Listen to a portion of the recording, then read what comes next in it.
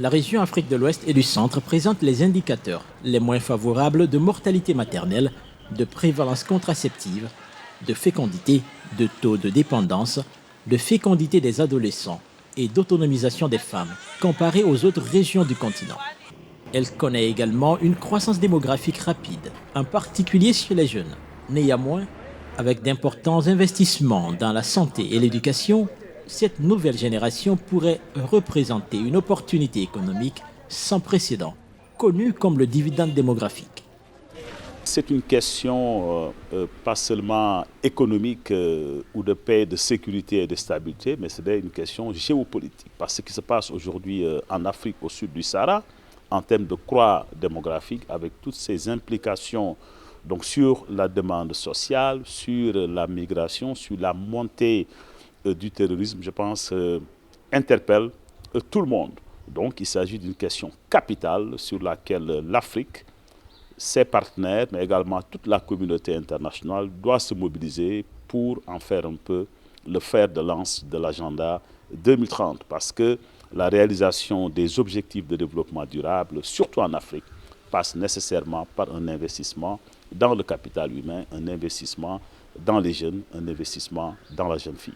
Lorsque ces jeunes seront formés, lorsque ces jeunes seront en tout cas une force productive en faveur du continent, et lorsque ces jeunes également auront changé de comportement en termes de procréation, je pense que l'Afrique sera dans la bonne direction. Une réduction du taux de dépendance élevé, la baisse du nombre d'enfants et de personnes âgées dépendant de ceux qui travaillent pourrait produire des ressources pour le développement durable dans la région. C'est justement à cela que travaille le bureau régional de l'UNFPA pour l'Afrique de l'Ouest et du Centre, basé à Dakar et qui couvre 23 pays. Cependant, les défis sont importants dans cette région qui souffre de crises humanitaires récurrentes, en particulier dans les pays du Sahel, en République centrafricaine et dans les pays autour du lac Tchad. Le bassin du lac Tchad, par exemple, est régulièrement la cible d'attaques sanglantes du groupe islamiste Boko Haram depuis 2009. Aujourd'hui, au moins 10 millions de personnes ont besoin d'une aide humanitaire dans cette région. Malheureusement, la situation humanitaire dans la région du lac, dans les 4 pays, au Nigeria, mais aussi au Niger, Tchad, Cameroun, ça reste très très préoccupante. Ça fait maintenant quelques années qu'on parle beaucoup plus de stabilisation et d'efforts de développement durable, ce qui est très louable, mais sur le plan humanitaire, on voit toujours les mêmes chiffres en gros. Dans une région avec environ 19 millions d'habitants, on a des besoins humanitaires, des personnes qui ont un besoin humanitaire autour de 10 millions de personnes. Donc ça fait de la moitié de la population et ce chiffre reste plus ou moins constant depuis 2-3 ans. Aussi en termes de déplacement de population, donc des personnes déplacées à l'intérieur de leur pays et des réfugiés nigérians qui ont dû fuir vers le Niger, Tchad ou le Cameroun, les chiffres restent plus ou moins constants. Donc surtout, notamment au début de cette année, on a vu de nouveau une offensive de la part des groupes armés non étatiques, avec un accru de la violence, un accru de personnes déplacées, un accru des besoins humanitaires au Niger, mais aussi au Tchad et au Cameroun, ce qui est un exemple, en fait, de la situation humanitaire qui reste très préoccupante. Situées à 420 km au nord-ouest de N'Djamena, dans le canton de Bole, les îles du lac Tchad sont particulièrement difficiles d'accès. Ngalamia, l'île la plus proche, est à 18 km de Bole et 45 minutes de pirogue lorsque la voie est dégagée. Le lac regorge en effet d'herbes mouvantes qui obstruent souvent le passage. Non seulement les îles sont difficiles d'accès, mais aussi elles sont dénuées de tous les services sociaux de base. Les tout premiers postes de santé n'ont vu le jour qu'en juillet 2017 grâce à l'UNFPA. Ils sont 3 au total sur les îles de Ngalamia, Gomirom et Selia. Il n'y avait pratiquement pas de structure, il n'y avait pas de structure sanitaire sous ces vingtaines d'îles-là qui représentent à peu près 21 000 habitants à peu près. Donc les populations locales étaient obligées de se déplacer jusqu'à Bole pour bénéficier des services sanitaires et des soins. Donc c'est ainsi qu'on a décidé vraiment d'offrir ces 3 postes de santé sur les 3 îles. On a sélectionné ces 3 îles par rapport à la position géographique pour pouvoir couvrir les vingtaines d'îles habitées qui existent dans le territoire. Il est évident que le fait de rapprocher les services des populations a vraiment boosté l'utilisation des services de santé. C'est plus facile pour une femme qui a une complication à 21 heures d'être prise en charge sur cette île que de faire 3 heures, 4 heures de transport fluvial pour arriver. Et surtout que le transport coûte cher. Il coûte entre 250 $ à peu près pour transporter une femme. Et comme les urgences n'attendent pas, les urgences ne sont jamais prévisibles, c'est mieux de rapprocher ces services pour pouvoir être présente lorsqu'une complication cécile survient et qu'on puisse sauver les vies. Sur l'île de Ngalamia, la sage-femme reçoit une vingtaine de femmes par jour. Consultation prénatale, planification familiale, accouchement sont notamment les services offerts ici. Collée est l'une des femmes qui ont bénéficié du service de planification familiale. À 40 ans, elle a 9 enfants et elle n'avait jamais profité auparavant de services de planification familiale. Avant, je tombais enceinte presque chaque année. Depuis que le centre est là, j'arrive à faire la planification pour éviter de tomber encore enceinte de nouveau. D'autant plus que mon bébé n'a pas survécu lors de mon dernier accouchement. Ça a beaucoup changé. Au début, ce n'était pas du tout facile avec la population. Même pour appeler une femme insérée, méthode par exemple Jadel que je viens de faire, ce n'était pas du tout facile. Mais avec le temps, on a sensibilisé les gens et maintenant les femmes acceptent de venir. Elles acceptent de venir prendre méthode de contraception. Et accouchement au début, il y avait une femme, matrone quoi. C'est elle qui faisait les accouchements ici. Et entre-temps, il y avait trop de difficultés, les saignements. Mais depuis qu'on est là, je pense que ça va. On a presque arrangé tous les soucis.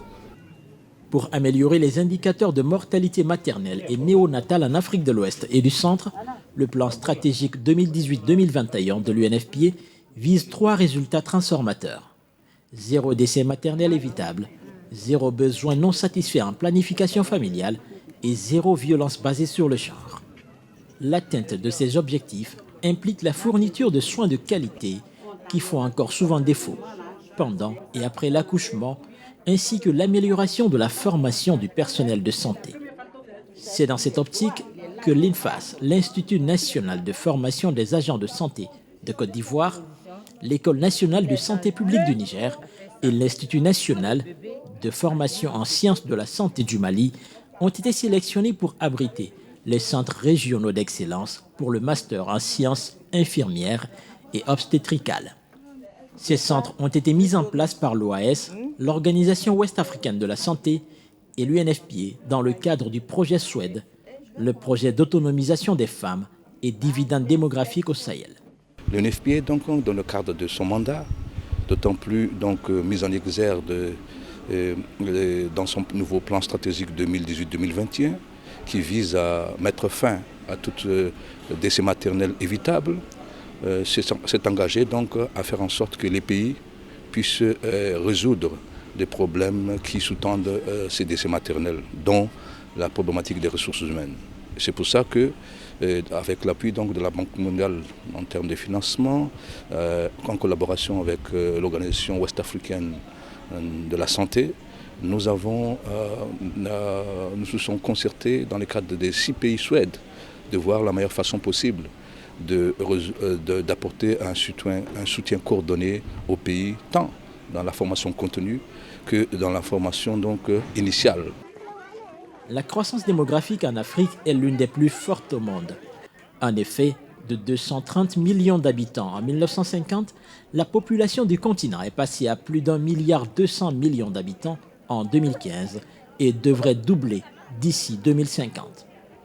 Dans les pays du Sahel, zone peuplée en majorité de musulmans, cette forte croissance est le résultat d'un taux de fécondité élevé avec en moyenne entre 5 et 7 enfants par femme. Ces niveaux élevés de fécondité sont le résultat de la faible utilisation des méthodes de contraception modernes comme au Tchad, où plus de 45% de la population est âgée de moins de 15 ans et où seulement 2,8% de femmes en union utilisent une méthode contraceptive.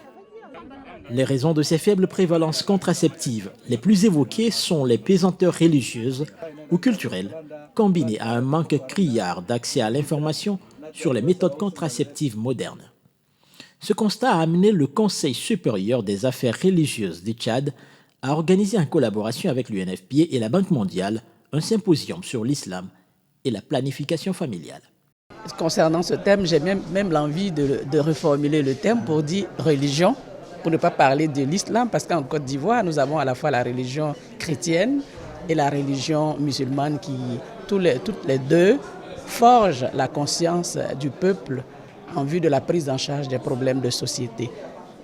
Et je pense que c'est une question, c'est une problématique qu'il faut voir sous l'angle des religieux qui, de toute manière, sont nos leaders dans les différentes communautés, qui jouent un rôle prépondérant dans la prise de décision et dans la mise en œuvre des différentes politiques de développement de nos différentes nations. Donc le thème choisi pour ce symposium est vraiment pertinent. Je crois que l'heure est venue pour que nos leaders religieux soient totalement pris en compte, qu'ils apportent leur contribution dans la prise en compte des problématiques qui touchent le développement de nos pays. Le Niger, par exemple, enregistre le plus fort taux de croissance démographique au monde. Sa population est extrêmement jeune. Les moins de 15 ans représentent 51,7% de la population. Cela est en rapport avec la forte fécondité qui est de 6 enfants par femme en moyenne, la forte proportion de mariages précoces et la faible utilisation de la planification familiale. Les indicateurs en matière de la planification familiale, de la fécondité sont, comme vous venez de le dire, quand même alarmants. C'est ce qui a amené le gouvernement à adopter plusieurs politiques, dont la politique de la santé de la reproduction, et par non seulement la transformation de tout ce qui est case de santé et centre de santé intégrés type 1 en type 2.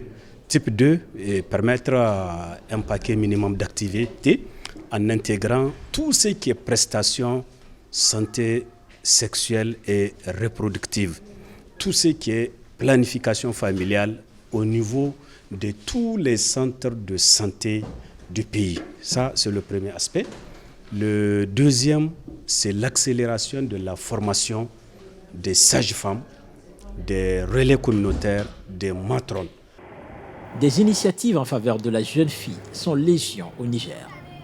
À Tessawa, à plus de 100 km de Maradi, l'école Barmo Dan Baskore aide depuis 2009 à la réinsertion des filles victimes de mariages précoces. Balki Satari est passée par cette école.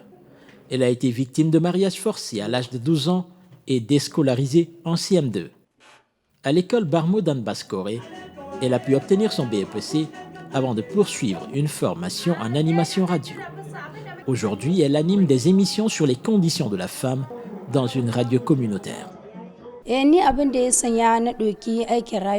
J'ai voulu être animatrice de radio parce que cela me plaît et je vois que dans les radios, on sensibilise les filles et les parents sur les mariages précoces et les violences basées sur le genre. J'en ai été victime. C'est pourquoi je me suis battue pour avoir un diplôme en vue de contribuer à la lutte. Dans mes émissions, j'essaie de sensibiliser les gens sur les questions comme la fistule obstétricale, les mariages forcés et précoces, les décès maternels et infantiles, entre autres. À Tessawa et un peu partout au Niger, la chefferie traditionnelle joue un rôle important dans la lutte contre les mariages précoces et les violences basées sur le genre, ainsi que la lutte pour l'autonomisation des femmes et la santé maternelle et infantile. Depuis quelques mois, le chef de canton de Tessawa a initié un projet de collecte de mil. Aujourd'hui, plus de 15 000 tonnes de mil ont été collectées et seront vendues. L'argent servira à financer des cas d'évacuation sanitaire. Il arrive souvent que des femmes, des hommes, des familles viennent nous trouver ou alors viennent trouver d'autres personnes dans la ville pour quémander ou alors pour demander de l'aide pour évacuer un parent, une fille, un fils, un père, une mère malade, soit vers l'hôpital régional de Maradi, soit vers l'hôpital national de Zander, pour tout simplement une somme de 21 500 francs pour assurer l'évacuation. Avant, il y avait un projet qui prenait en charge, mais le projet s'était retiré aujourd'hui. Et les cas de mandaison par rapport à l'évacuation sanitaire est en train de prendre de l'ampleur. Pour cette raison, nous avions proposé aux populations, surtout les populations rurales, de contribuer une mesure de 1000 par livret de famille.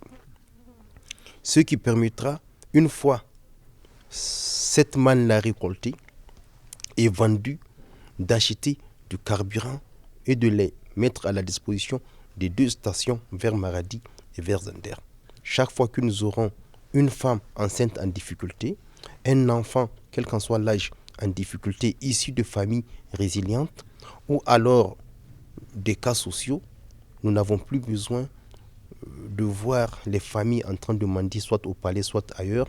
Tout simplement, nous prenons directement en charge l'évacuation. Au Niger, une autre conséquence des mariages d'enfants et des grossesses précoces est la fistule obstétricale.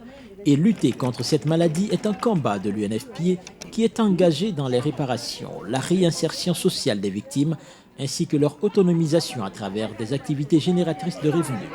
Le Centre national de référence des fistules obstétricales au Niger traite environ 160 femmes chaque année. Ces femmes bénéficient également d'activités génératrices de revenus pour leur réinsertion.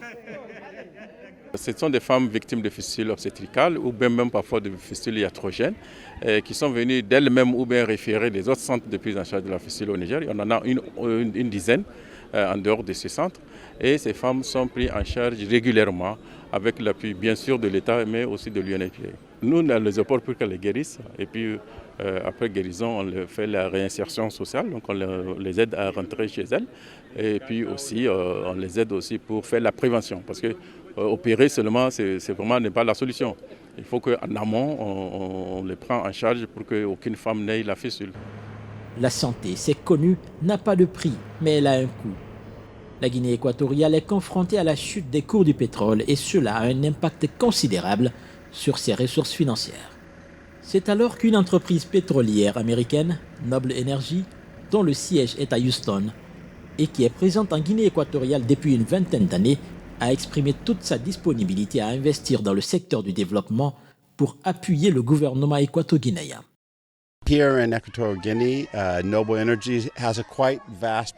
Ici, en Guinée équatoriale, Noble Energy dispose d'un portefeuille d'investissements sociaux assez vaste. Nous travaillons principalement par le biais du ministère des Mines et des Hydrocarbures et nous avons un budget alloué d'environ 2 millions de dollars. Nous mettons surtout l'accent sur la santé, l'éducation, l'environnement et beaucoup de formation des communautés locales ainsi que des communes. Actuellement, la plupart de nos travaux se font sur le continent. Nous venons d'inaugurer 2 puits d'eau et nous construisons un parc et nous faisons également une étude très intéressante sur la faisabilité d'un centre d'incubation d'entreprises ici en Guinée équatoriale. Pour Noble Energy, la santé est un secteur clé, car elle affecte tant d'autres secteurs. Pendant des années, Noble Energy a été le principal investisseur du projet de lutte contre le paludisme sur l'île de Bioko Norte, qui participe à la lutte contre le paludisme en testant divers nouveaux vaccins prometteurs contre cette maladie. C'était notre objectif, même avant que ce projet ne soit porté à notre attention.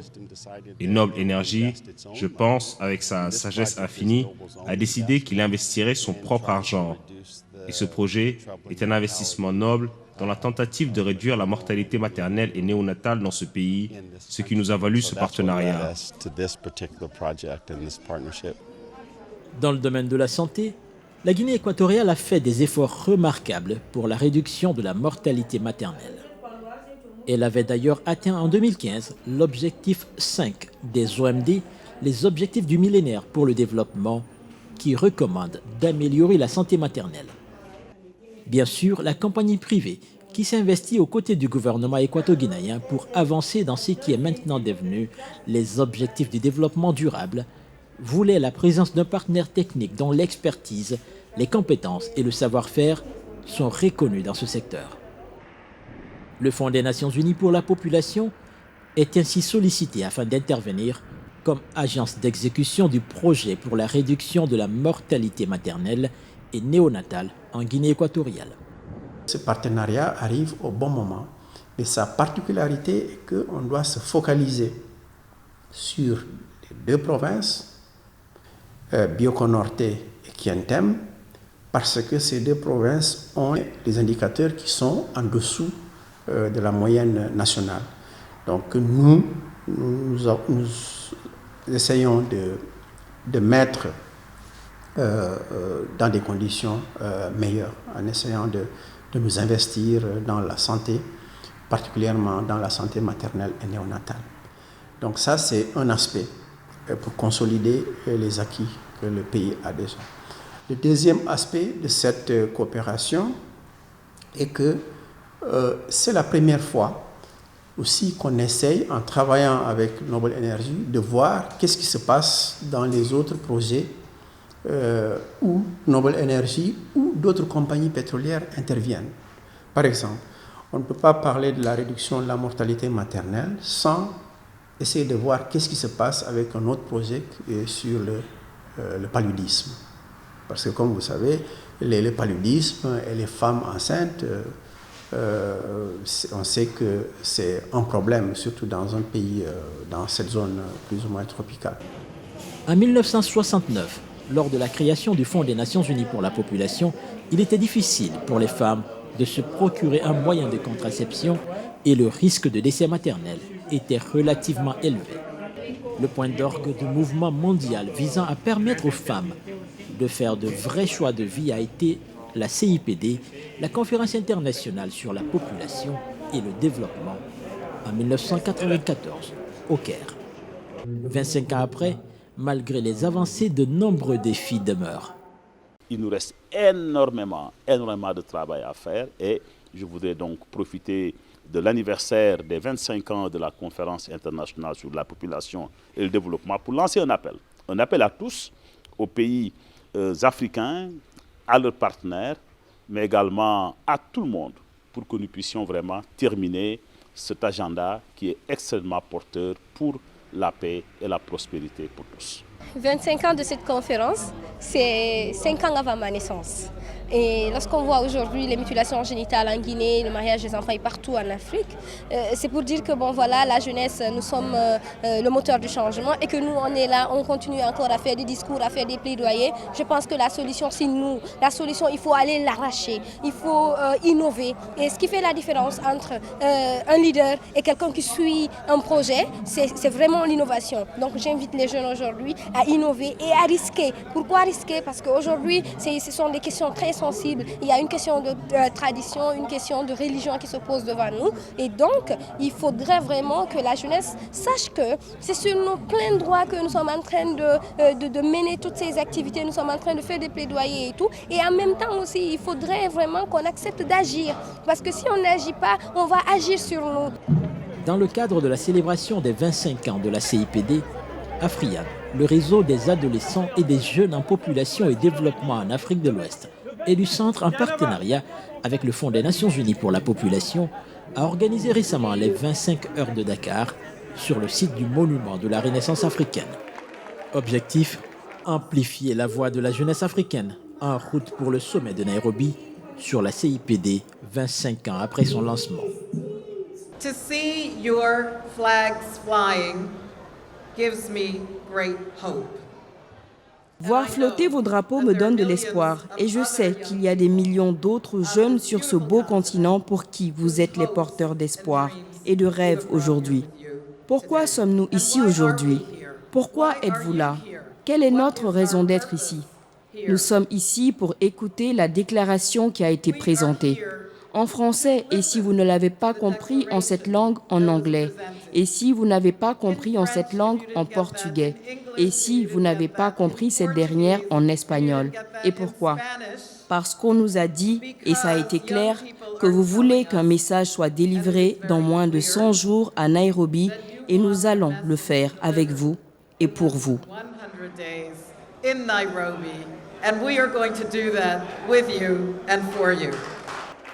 Les 25 heures de Dakar, auxquelles ont pris part près de 500 jeunes du continent, marquent le compte à rebours du 25e anniversaire de la CIPD, la Conférence internationale sur la population et le développement, qui se tiendra du 12 au 14 novembre 2019 à Nairobi, au Kenya.